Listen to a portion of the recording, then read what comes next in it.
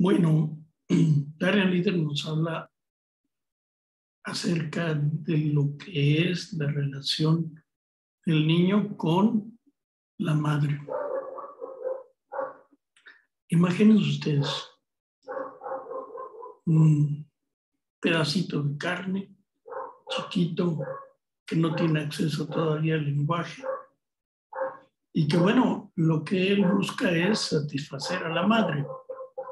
La madre, de alguna manera, lo que ha buscado también es tener un hijo para suplir su falta de falo, y el hijo se da ante ella completamente. Quiere cumplir el deseo de la madre y es por un lado, un destino difícil. Por otro lado, es una forma de convivir con alguien que es enorme para él. Es una diosa, no es mamá, es una diosa que habla un lenguaje extraño. Y bueno, esta diosa no es para él completamente, porque la madre tiene una relación con el mundo y con el padre que la hacen estar en otro lugar.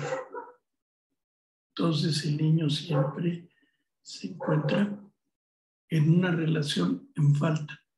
Ya les platicaba yo la cuestión del carretel, según Freud. El niño, ¿verdad?, en relación con la madre, ante su ausencia, lo que hace es jugar a que puede dominar esa ausencia. Entonces, a través del juego del carretel, un carretelito de hilo atado, pues él avienta el carretel y pronuncia apenas en su lenguaje la palabra fort, que quiere decir allá, y jala para crear la posesión de ese objeto. Entonces es da. Fort da. Entonces el niño se siente que está dominando precisamente la falta de la madre. Pero es algo que no acaba de dominar nunca, ¿verdad? ¿Por qué? Porque la madre, en términos generales, pues pertenece al padre. Y el padre lo que hace es mostrar ante el niño que él es el poseedor precisamente de esa madre.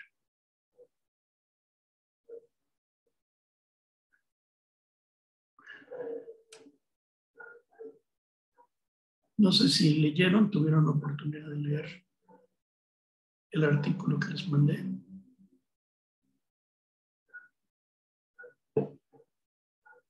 Que había escrito sobre el género.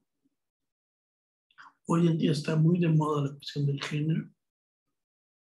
Y también se habla de que los seres humanos podrían elegir de manera libre lo que es su identidad sexual.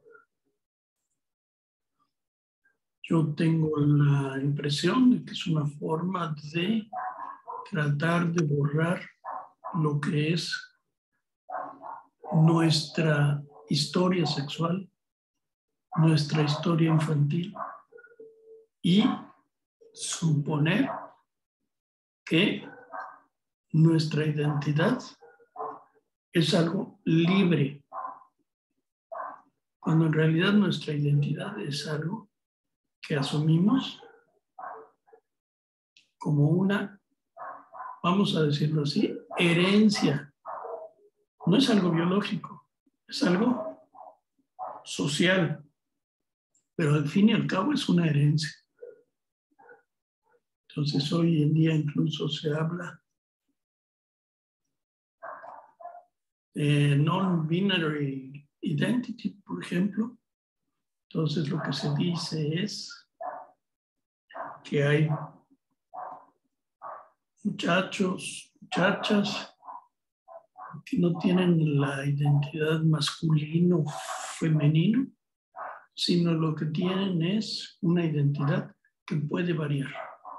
O sea, que a veces me pueden gustar las mujeres y a veces los hombres, que no necesariamente debo tener una identidad homosexual puesta, sino que voy a poder tener esa variación entre hombre y mujer y que eso puede, o que incluso puedo llegar a tener una no atracción sexual. Se habla hoy en día de que lo que sucede es que un hombre o una mujer puede no tener atracción sexual hacia nadie. Y bueno, que eso no se debe a nada. Pero yo diría que justamente tiene que ver con una historia infantil, la convivencia con los padres, la manera en que fuimos educados, la manera en que convivimos con nuestros hermanos, con nuestros primos, ¿verdad? Con ciertas formas que incluso podrían ser incluso traumáticas. Entonces, esto es lo que hace posible que nosotros tengamos una determinada identidad sexual. Todo esto, según Lacan, se lleva a cabo a través de lo que sería la metáfora paterna. El padre es sustituido por la aspiración de completar a la madre, que ahora ocupa su lugar en el punto de convergencia del deseo inconsciente. El padre no es solo una figura real y empírica, sino una función, un tercero presente en el mundo simbólico del niño. Esta sustitución evoca el término nombre del padre. El nombre en que fue concebida es el nom du père, puesto que la transmisión del patronímico materno del niño implica que se reemplaza el de la madre. Lacan cambiará de opinión con el tiempo, argumentando que la función simbólica invocada por el niño no está muchas veces necesariamente vinculada a la paternidad. El padre era solo un ejemplo de los muchos que podían actuar como mediadores en el mundo del niño. Un tercero que mediaría en las relaciones con la madre. Cualquier cosa podía actuar como nombre del padre, mientras sirviese para poner límites y unir los registros de lo simbólico, lo imaginario y lo real. Por ejemplo, esto es lo que nos hace posible pensar que en familias donde no hay padre, el padre se ha ido, ha abandonado a la madre y al hijo, por ejemplo. Sin embargo, se efectúa la figura del nombre del padre a través de un tío, a través de un novio de la madre,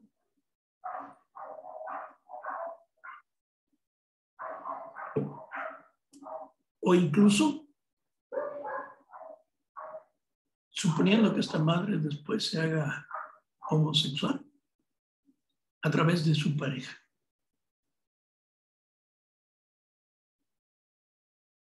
Lo que es importante es que el niño pueda reconocer los límites.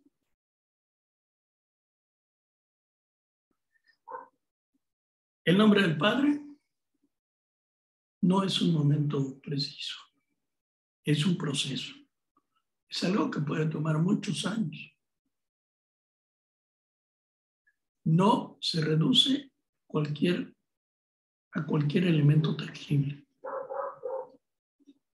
sino que se transmite mediante complejas relaciones familiares. Lo que le importa al niño es que estén disponibles lo que cada uno de mis pacientes, dice el líder, llamó rematches, puntos fuertes en el área circundante de la red simbólica a los que podía recurrir. Miembros de la propia familia, familiares políticos o momentos míticos de la historia familiar. Hace muchos años, varios pacientes de un hospital francés le preguntaron a su psiquiatra si podrían llevar a cabo una operación para implantarles el nombre del padre, porque habían oído que los no psicóticos no lo tenían.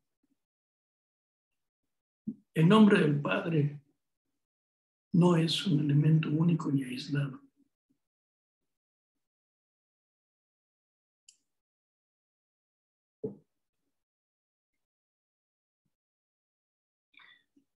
Así pues, el relato del complejo de Edipo puede parecer bastante idealizado. El padre está, por ejemplo, totalmente ausente o presente cuando la madre está ausente. Así que las desapariciones de la madre difícilmente pueden relacionarse con su deseo de estar con él. Viendo tampoco a sus hijos, hay más probabilidades de que sea un compañero de juegos que una figura autoritaria. Padres, por ejemplo, supongamos que tienen profesiones por las que tienen que estar fuera de la familia durante largas temporadas, que trabajan en una estación petrolera, y entonces tienen que hacer 2 semanas de trabajo en el mar.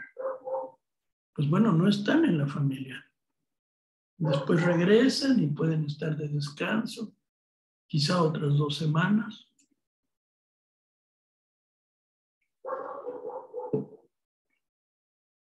Pero esta forma de convivio con sus hijos, lo que da lugar es a una relación irregular en términos de complejo de Edipo.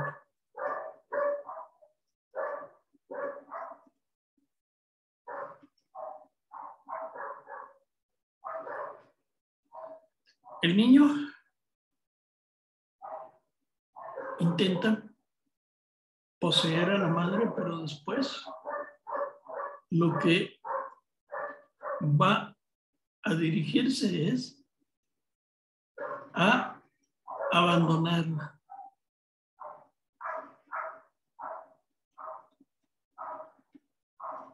Es un proceso que también va a ser liberador.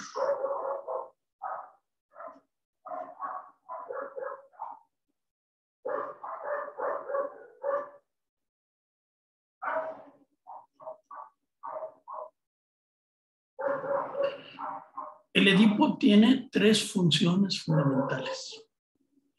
La primera establece un nuevo significado. La segunda localiza la libido del cuerpo.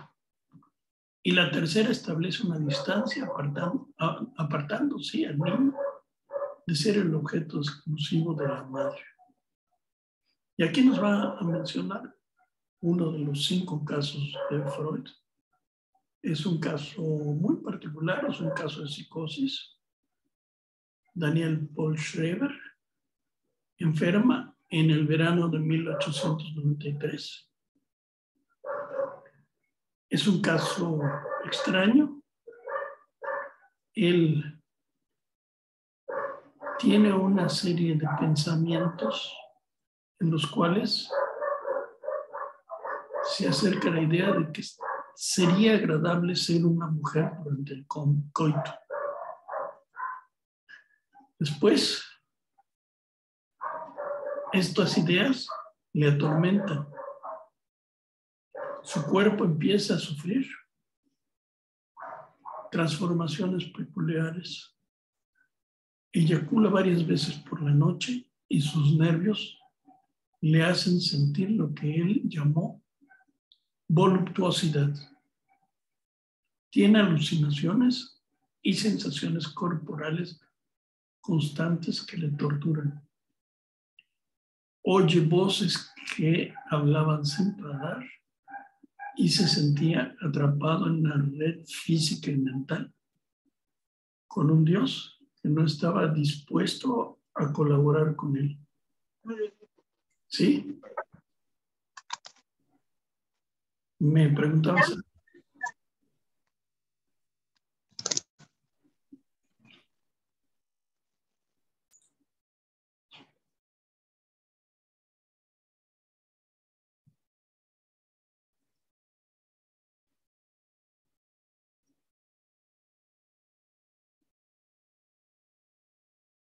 Al final de este largo proceso de construcción de un delirio, se le restituye el significado y la sensación de que tenía un cuerpo.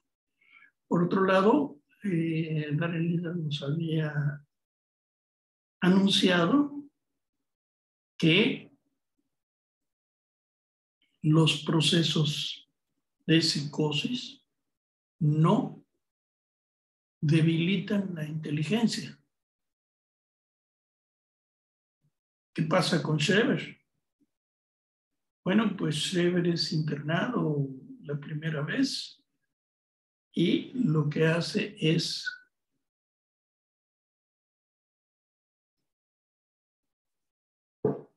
finalmente salir de ahí, pero vuelve a ser internado una segunda vez. Y él entonces decide que tiene que ganarse el derecho a estar loco. Y entonces, como él es un juez, es un hombre que sabe cómo funcionan los procesos legales, lo que hace es escribir un libro, sus memorias, que narran lo que es todo su proceso de locura, pero defiende esta locura como si fuese una religión. Dice, pues que los otros no tengan estas ideas y que yo las tenga. Pues lo único que quiere decir es que yo tengo derecho a tener esta religión, a pensar lo que sea.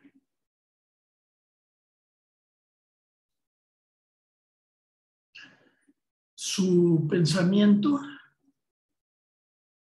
le lleva a la idea de que tiene que feminizarse por el bien de la humanidad. Tiene que transformarse en mujer. Tiene que engendrar una nueva raza.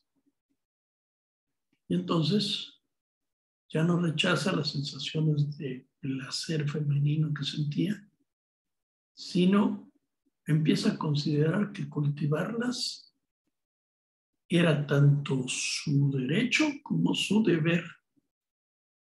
Se trataba de una forma de intentar restaurar lo que él llamó el orden del mundo.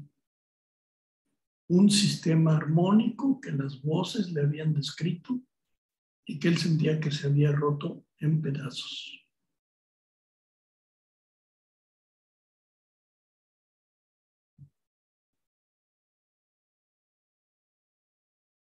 De este modo, el delirio había dado sentido a la experiencia del mundo de Scherer y le había ayudado a colocar sus difusas sensaciones libidinosas en un lugar más estructurado y localizado. Esto se había logrado al situarlo en un lugar especial, el único humano elegido para convertirse en el engendrador de una nueva raza.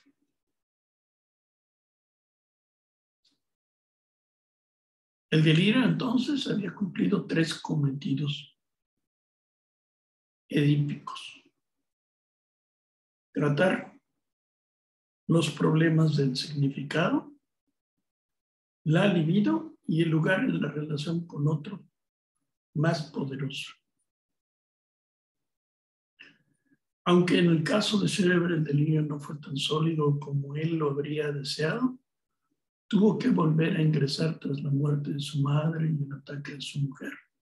Sabina, en 1907, nos muestra los objetivos de la construcción de los delirios. Se trata de esfuerzos por reparar la psicosis y no de síntomas primarios de la misma. O sea,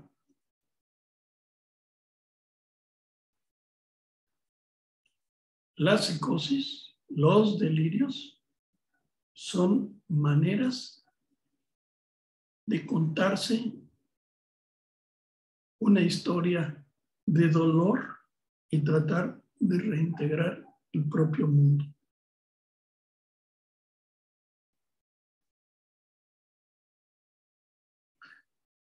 Nos pone un ejemplo, líder. Una joven criada por una madre dominante, la vigilaba constantemente, cuyos cambios de humor eran espantosos e impredecibles, se convence a sí misma de que es el único ser humano que queda en el mundo. Su entorno, su familia y sus conocidos eran una ilusión, creados por alienígenas para estudiar sus reacciones. Su vida era solo parte de un experimento enorme y extremadamente complicado para observar y documentar la vida de los humanos.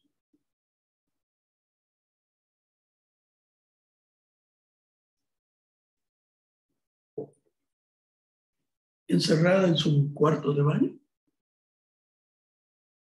se excitaba fantaseando con la idea de que estaba siendo examinada por médicos alienígenas. Este delirio, que estaba perfectamente estructurado, le permitía sobrevivir. Hacía que su mundo tuviera un sentido. Explicaba la extraña conducta de su madre y le daba un lugar en el universo. Sin él, ¿cómo hubiera podido entender los cambios de humor y el escrutinio intenso y constante al que estaba sometida? Y bueno, pues todo esto también nos hace pensar en la psicosis contemporánea en nuestra civilización. En la televisión por cable, privada, abundan los programas sobre los alienígenas ancestrales que explican cómo se han hecho pirámides en diversas partes del mundo, pensando que hay un origen común y que son los alienígenas, gente que viene de otros mundos.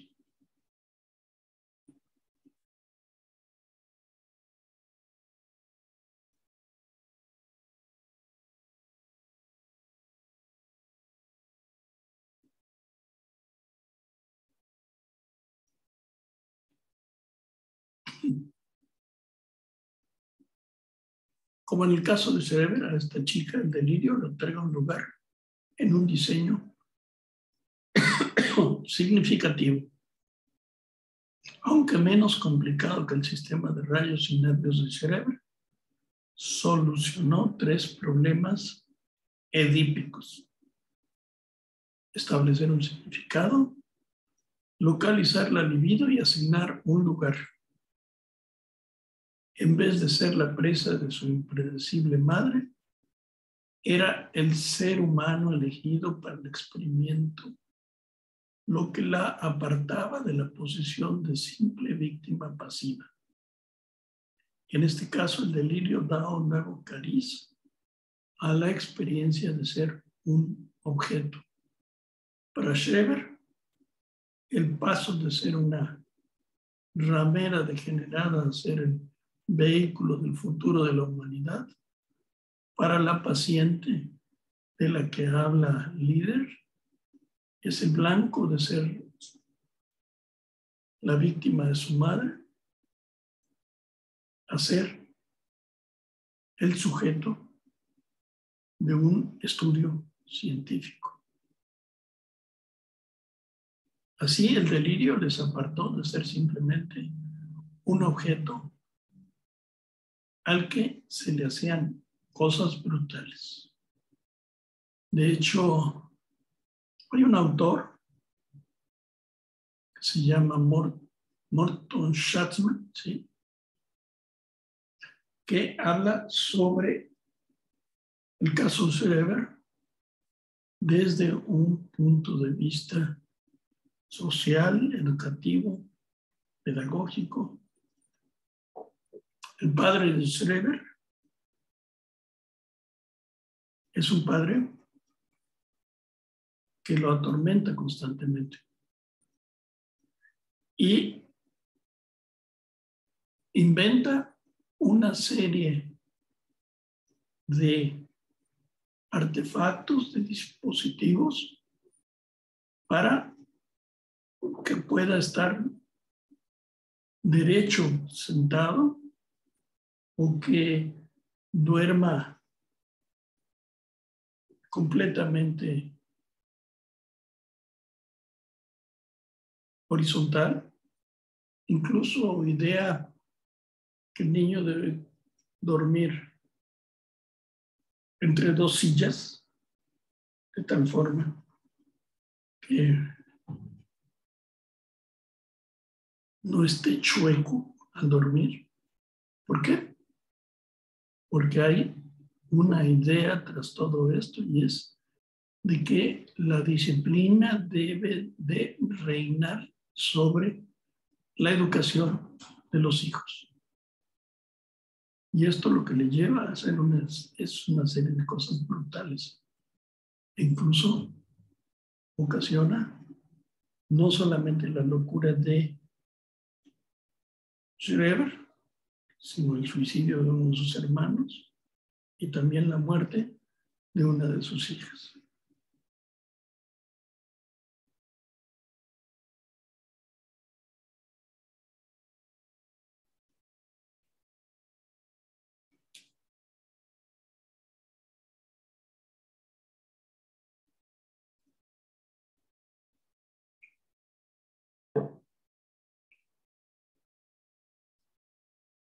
Este padre de Schreber no es un padre que va a inyectar la metáfora paterna, sino es un padre que se coloca en una posición de Dios que no puede ser cuestionado de ninguna manera. Y es un Dios violento.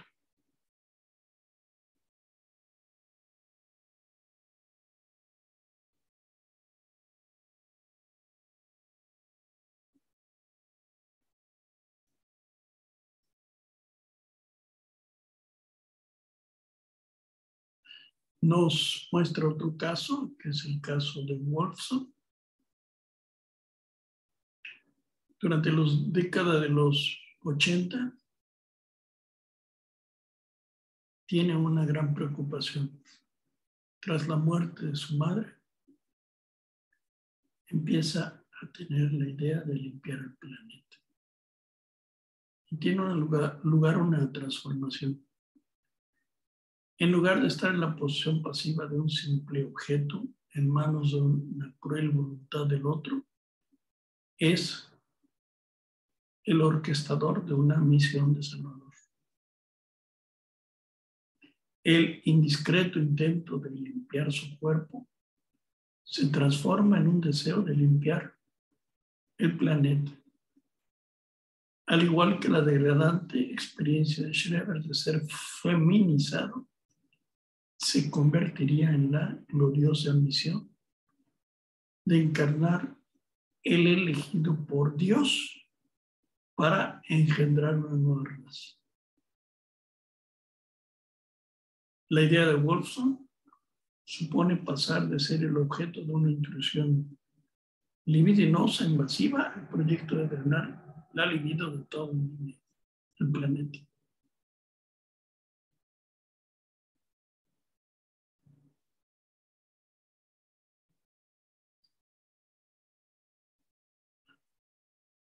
Durante más de 150 años, los psiquiatras, desde Lassalle, Bloyer y Lacan, observan que lo que normalmente se consideran síntomas de la locura son respuestas a la locura.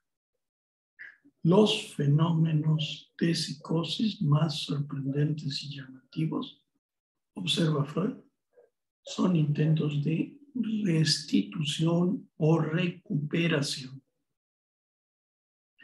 El delirio para Freud no es un síntoma primario de psicosis, sino un intento de autocura.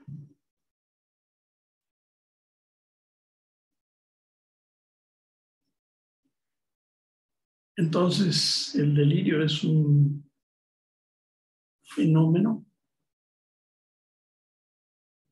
que tiene mucho de positivo y menos de negativo.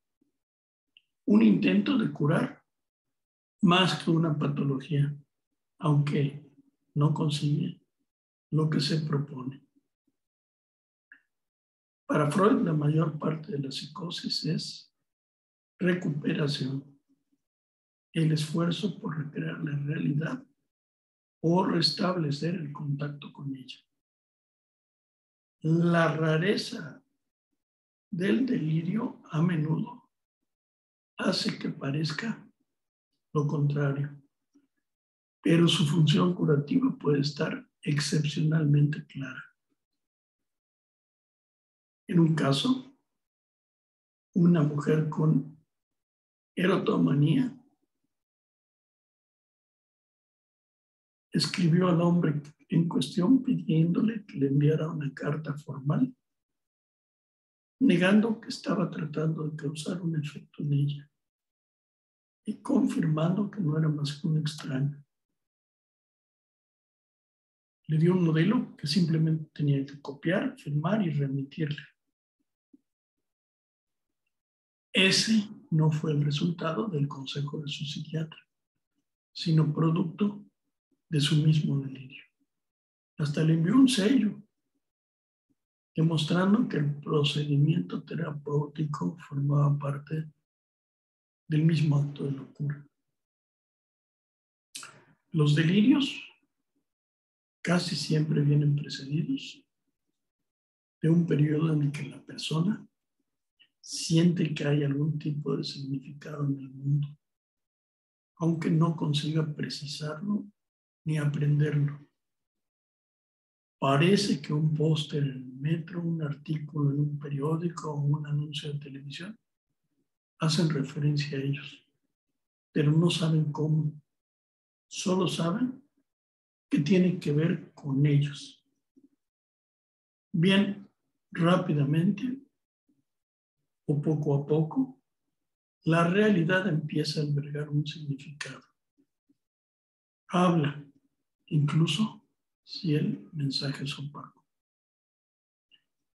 Este periodo de perplejidad enfrenta a la persona con el significante como tal.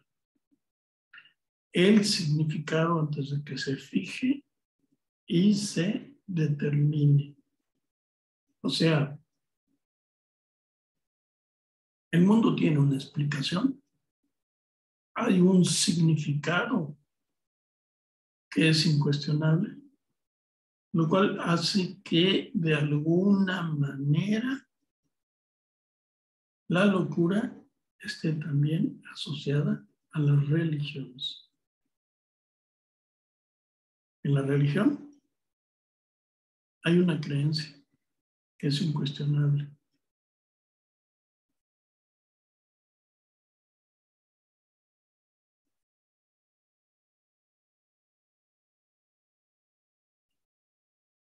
Y bueno, pues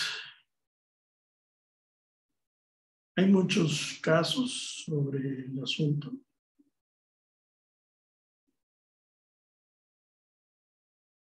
¿Qué formas puede adoptar la psicosis? Actualmente el DSM, que es el catálogo de enfermedades mentales, nos ofrece cerca de 360 etiquetas. Los lacanianos, frente a la enfermedad mental, solamente nos hablan de neurosis, psicosis y perversión. Y el psicoanálisis contemporáneo nos habla de neurosis, psicosis, perversión y lo que serían los casos borderline, que no pueden ubicarse completamente dentro de un lado o de otro. O sea que pueden ser medio neurosis y medio psicosis.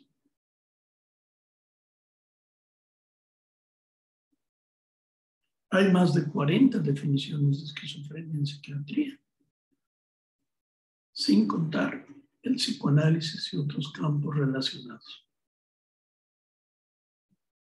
Kraepelin hizo hincapié en los problemas afectivos y volitivos, pero sus contemporáneos criticaron que nunca presentara ningún diagnóstico único. Loiler, por el contrario, sí dio un criterio diagnóstico, pero al mismo tiempo argumentó que la esquizofrenia era un conjunto de trastornos más que una categoría única y unificada. Las críticas tanto a Kraepelin como a Bloiler fueron moneda común en las primeras décadas del siglo XXI.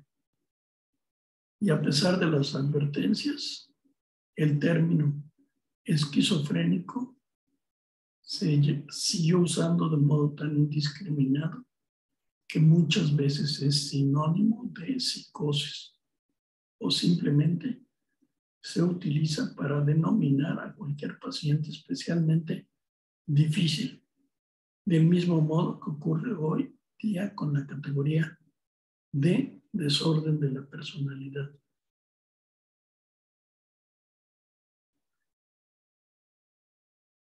Ansiosos por recuperar algo de la precisión en el diagnóstico, los psiquiatras hicieron nuevas diferenciaciones. Esquizomanía, esquizonoria, esquizotimia,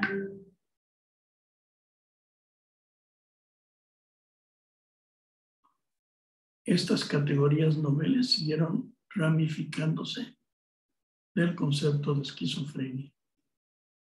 Carl Jaspers comentó: al igual que los anillos que se forman en el agua por las gotas de lluvia, son al principio pequeños y diferenciados para después hacerse cada vez más grandes, asimilarse unos a otros y desaparecer. De vez en cuando en psiquiatría surgen enfermedades que crecen constantemente hasta que perecen a causa de su propia magnitud.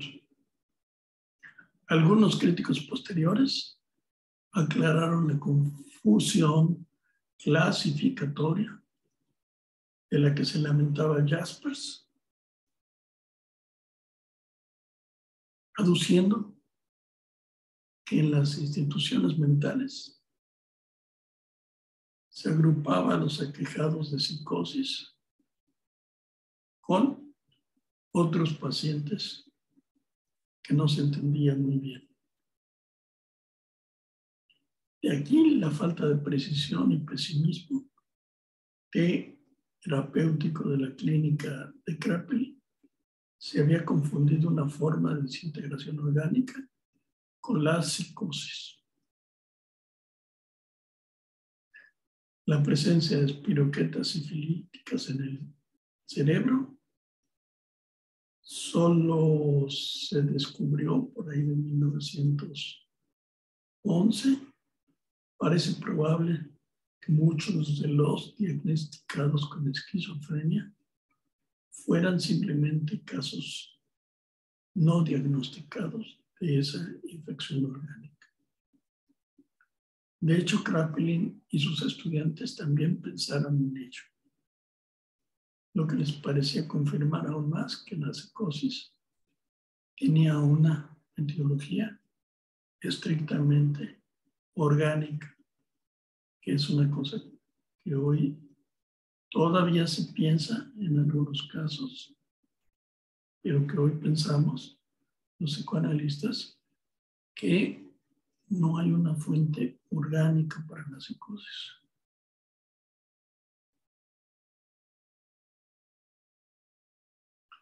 Hoy día, el DSM define la esquizofrenia mediante un proceso de selección.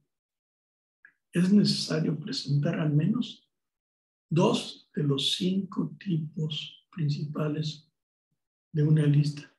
Incluye delirios, alucinaciones, alteraciones del habla, comportamiento desorganizado o catatónico y los llamados síntomas negativos, como problemas afectivos o volitivos. Recuerdo yo hace muchos años, cuando estaba estudiando psicología y que iba a hacer mis prácticas allá con los pacientes, resulta que durante una clase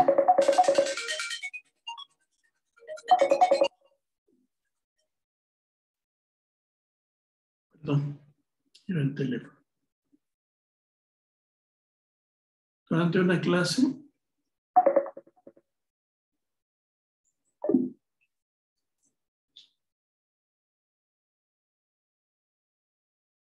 permítanme un segundo.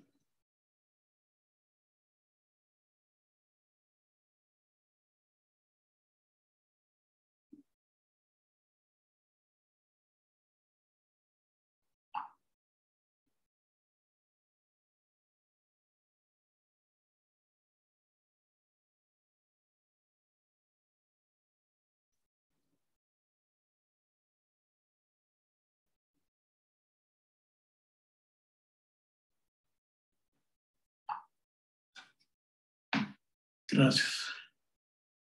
Decía, durante esa clase, bueno, pues con mi profesor, resulta que íbamos saliendo porque había pacientes catatónicos que no hablaban, que estaban simplemente acostados en las camas, y había un paciente que se encontraba en la salida y se acercó a mi profesor, David Abrón, y le tendió la mano. Y David lo saludó y le dijo, ¿cómo estás? Y el paciente respondió, bien, gracias. Tenemos que hablar, le dijo David Abrón. Voy a venir mañana y te voy a buscar. Y después, cuando salimos del hospital, nos dijo, ese paciente tenía 5 años de no haber hablado. Esto que sucedió fue algo maravilloso.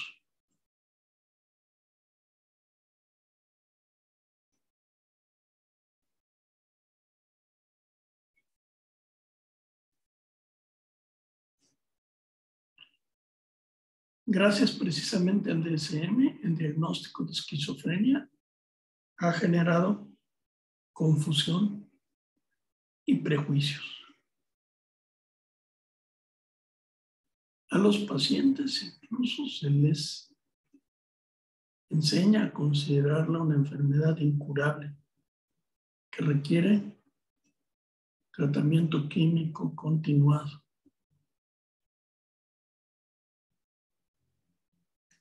Lo que se olvida también es que estos tratamientos químicos generan muchas reacciones secundarias.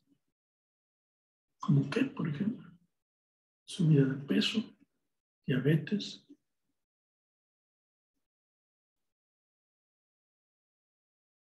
les lleguen a temblar las manos en un momento dado. Entonces no sabemos si se logra un mejoramiento con esos medicamentos o las reacciones secundarias son peores.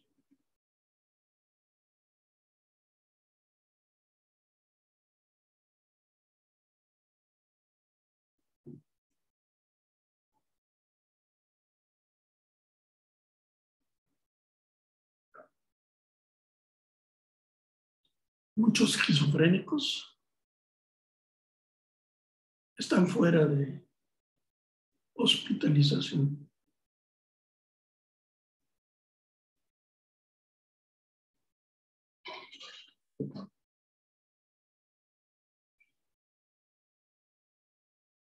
Y hay esquizofrénicos que llegan a tratamiento psicoanalítico y se curan. Tal vez no enseguida, porque el tratamiento psicoanalítico no es milagroso, pero tal vez de un tratamiento de 3 años, de 5 años, pueda lograr grandes avances.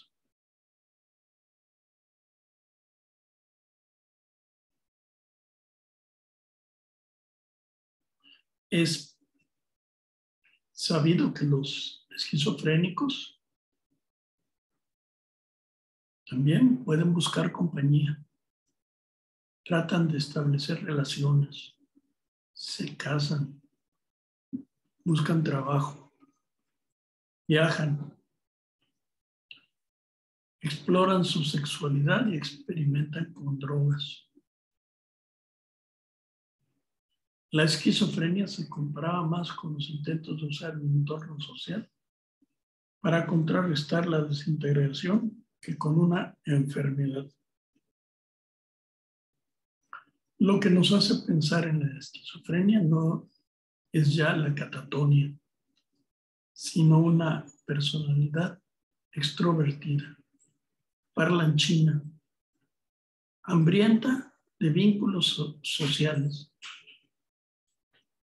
Desgraciadamente, esta idea no ha tenido tanta influencia como podría haber tenido pero aún así mostró cómo podía usarse el estilo de vida para encontrar el equilibrio, un hecho que no podemos permitirnos ignorar hoy en día.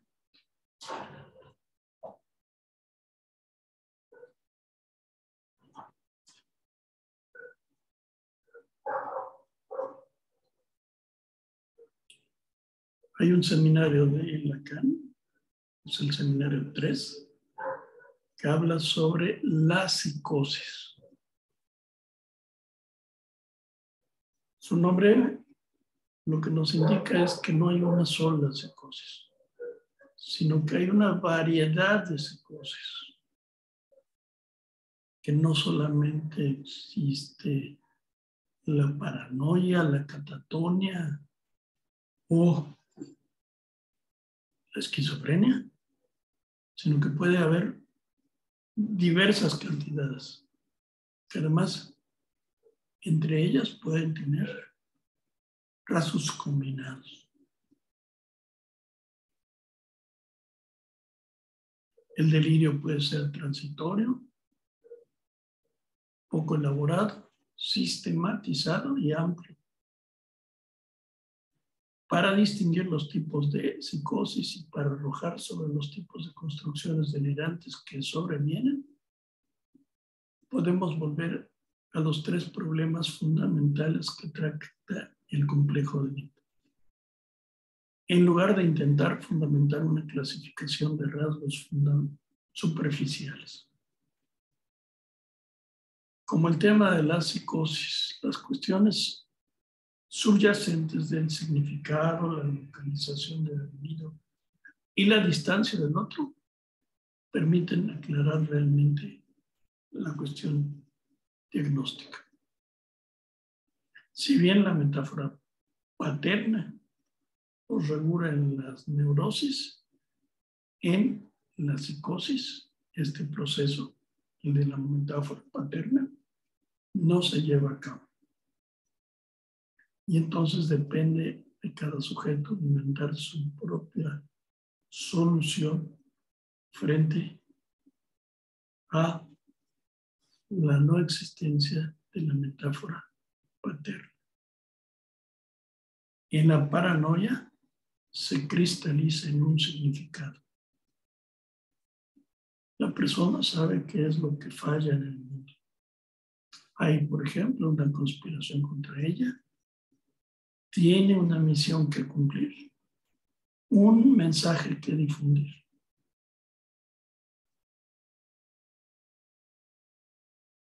Sea el que sea el contenido real del delirio, el significado que se atribuye a la situación es sólido. La libido se encuentra fuera, en el perseguidor o en un fallo de la sociedad o del orden del mundo. El FBI, la Iglesia Católica, son, por ejemplo, el demonio. Y hay que hacerlo público. Hay una maldad que ha sido localizada y tiene nombre.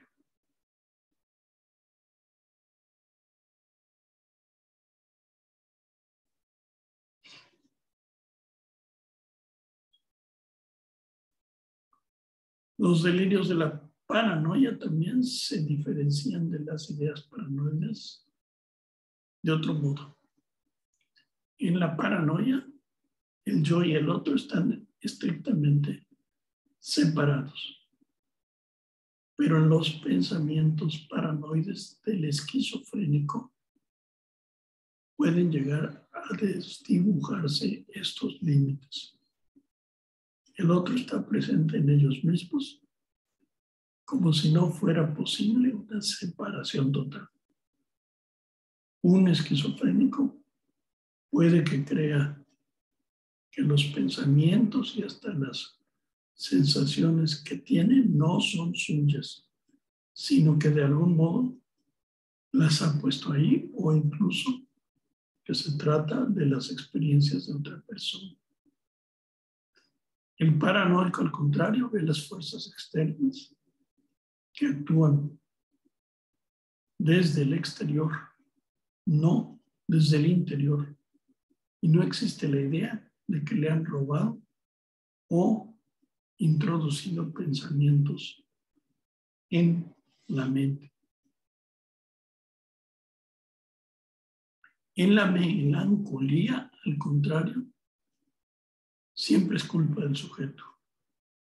A pesar de las objeciones que se le hagan y hasta de que se le exonere legalmente, la persona está erróneamente convencida de que ha hecho algo mal. Este agravio puede identificarse con una falta o negligencia en su conducta. Pero al final incumbe a su mismo ser, al núcleo de su existencia, que es juzgado despiadada y severamente. El yo es irremediablemente culpable y no hay nada que pueda hacerse al respecto. El significado está allí fijado. El sujeto puede llegar a asediar a los individuos de su entorno con una letanía de autorreproches.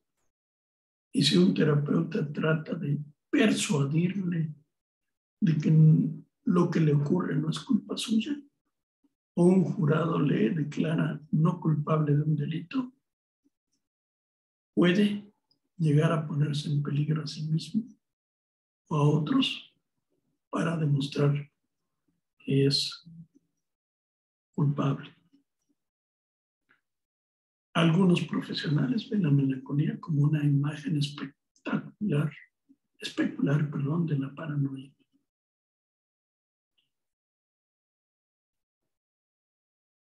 Vamos a dejar por hoy aquí. Nos vemos el miércoles.